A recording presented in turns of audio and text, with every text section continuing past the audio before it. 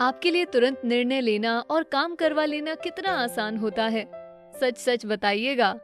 जब बात महत्वपूर्ण निर्णय लेने की हो तो कुछ लोगों की टेंडेंसी होती है वो ओवरवेल्म हो जाते हैं या ऑप्शंस के बोझ तले दब जाते हैं और दबाव में आकर ये पता लगाने की कोशिश करते हैं कि कौन सी चॉइस या कौन सा काम सही होगा।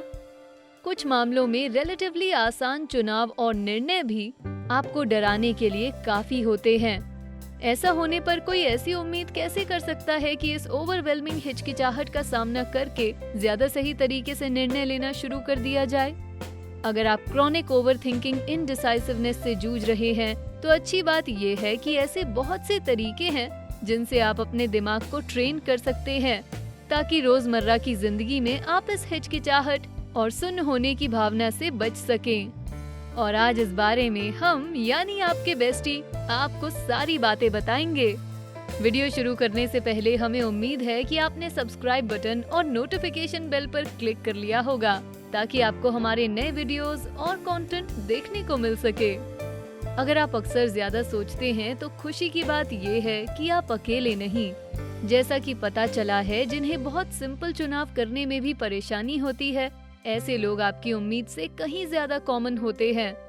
ज्यादा सोचने की वजह से चुनाव करने की बारी आने पर जब लोग हिचकिचाहट में पड़ जाते हैं तो उस कंडीशन को एनालिसिस पैरालिसिस या एपी कहा जाता है।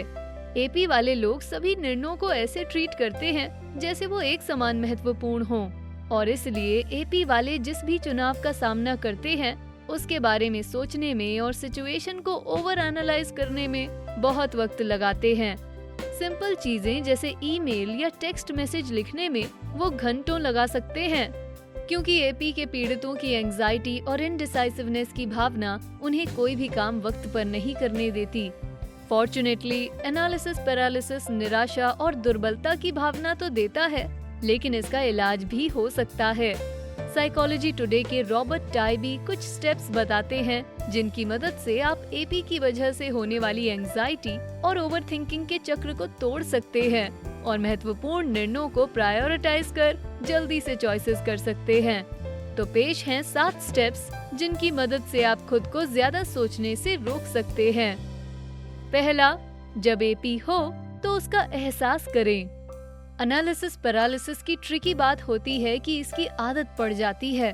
आपको अब तक कोई भी निर्णय लेते वक्त फ्रीज हो जाने की इतनी आदत पड़ जाती है कि आपको पता चले बिना ये ऑटोमेटिकली आपके अंदर समा जाती है।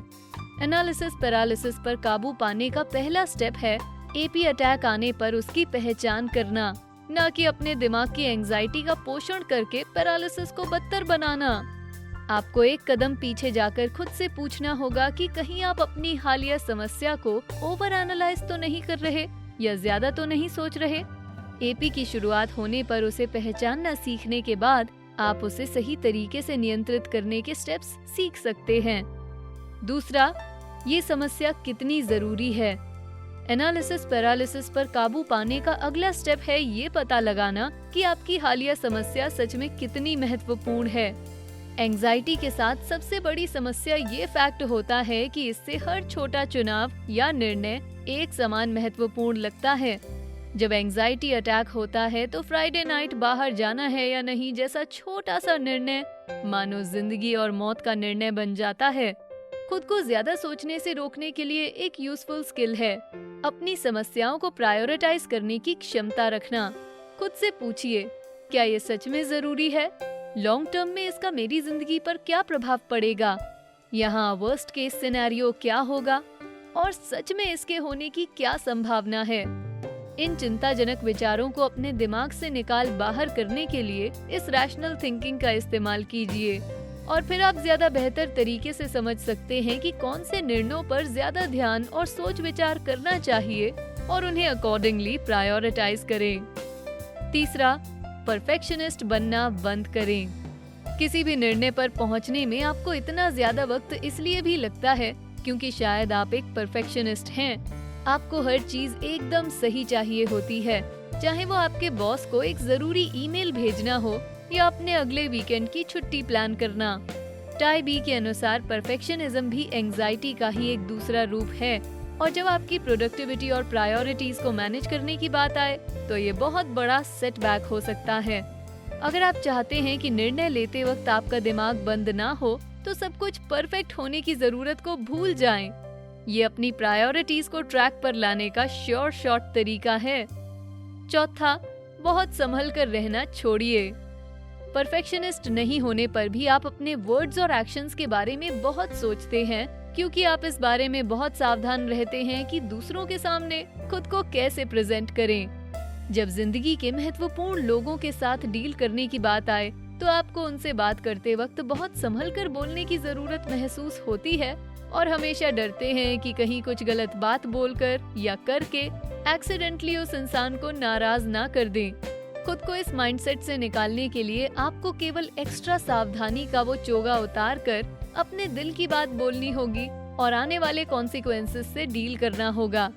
याद रखें कि असर्टिव और अग्रेसिव होने में फर्क होता है, तो दूसरों की भावनाओं की पूरी तरह से उपेक्षा मत करें। पांचवा, अपनी डिसीजन मेकिंग की प्रैक्टिस करें। ज्यादा सोचने के इस माइंडसेट से बाहर निकलने के लिए आपको तेजी से निर्णय लेने की आदत डालनी होगी। ऐसा करने के लिए छोटे निर्णयों से शुरुआत करें और धीरे धीरे आगे बढ़ते जाएं। दूसरे शब्दों में, स्पॉन्टेनियस रहें। आपके दोस्त ने आपको खाने पर बुलाया है, हाँ कहिए, सवाल मत पूछिए। मूवी देखने का मन है, कुछ दोस्तों को फोन करिए और जो भी अगला शो टाइम अवेलेबल हो उसमें जाइए। टाइबी के अनुसार छोटे छोटे निर्णय लेने से आपका कॉन्फिडेंस बढ़ेगा और आप बड़े निर्णय लेने में कंफर्टेबल महसूस करेंगे। आपका लक्ष्य होना चाहिए इम्पल्सिव होना। खुद को एपी माइंडसेट से निकालने के लिए छोटे मोटे खतरे मोल लें और अपने कॉन्फिडेंस को तब तक खुद पर हावी करें जब तक कि निर्णय लेने का विचार आपको डराना बंद ना कर दे। छठा, इम्परफेक्शन की कला को परफेक्ट करें। जैसा कि हमने पहले कहा, बात जब निर्णय लेने की हो या सही वक्त पर काम करने की हो तो परफेक्शनिज्म बहुत बड़ा सेटबैक हो सकता है। ज्यादा सोचना छोड़ना और अपना माइंडसेट बदलने का एक महत्वपूर्ण तरीका इस बात को एक्सेप्ट करना है कि जब बस हो जाए तो उसे बस कर दें। पहले वाले स्टेप की ही तरह अगर आप छोटे से शुरुआत करें और धीरे धीरे बड़े की ओर बढ़ें तो आपको आसानी होगी। वक्त के साथ आप अपनी गलतियों से डरना बंद कर देंगे और छोटी छोटी इम्परफेक्शंस को एक्सेप्ट करेंगे और बदले में ओवर थिंकिंग और ओवर एनालाइजिंग के माइंडसेट से निकलकर हर चीज को परफेक्ट करने से बचेंगे। सातवां, असर्टिव बने। जब आप निर्णय लेने और गलतियां करने के मामले में कंफर्टेबल और कॉन्फिडेंट होने की शुरुआत करेंगे तो इस प्रक्रिया में आखिरी स्टेप होगा ज्यादा असर्टिव बनना। ऐसा तब होगा जब आप बोलेंगे और बाकी लोगों को अपनी चाह और जरूरतों के बारे में बताएंगे। आप खुद को ओवर थिंकिंग के पैसिव माइंडसेट और लोगों के इर्द गिर्द बेहद संभल कर रहने से आजाद कर पाएंगे और एक बार फिर छोटे से शुरुआत करेंगे तो आसान रहेगा। और याद रखें कि आपका लक्ष्य दूसरों की चाहतों, जरूरतों और भावनाओं की उपेक्षा करना नहीं, केवल दूसरों को खुद के बारे में ज्यादा अवेयर बनाना है। तो ओवरथिंकिंग और एनालिसिस पैरालिसिस पर काबू पाने के टाइबी के स्टेप्स आपको कैसे लगे? क्या आपके पास अन्य टिप्स और ट्रिक्स हैं जो आपको लगता है कि कम पैसिव और ज्यादा डिसाइसिव होने में उपयोगी हो सकती हैं? अगर हाँ, तो हमें नीचे कमेंट सेक्शन में जरूर बताएं और बातचीत को जारी रखें। साथ ही अगर आपको लगता है कि किसी को ये वीडियो देखकर फायदा पहुंचेगा, तो हर ऐसे इंसान के साथ इस वीडियो को शेयर जरूर करें। हमें यकीन है कि आपके लिए भी कोई ऐसा ही करेगा। वीडियो पसंद आया तो इसे लाइक, शेयर करें, साथ ही बेस्टी को सब्सक्राइब करें।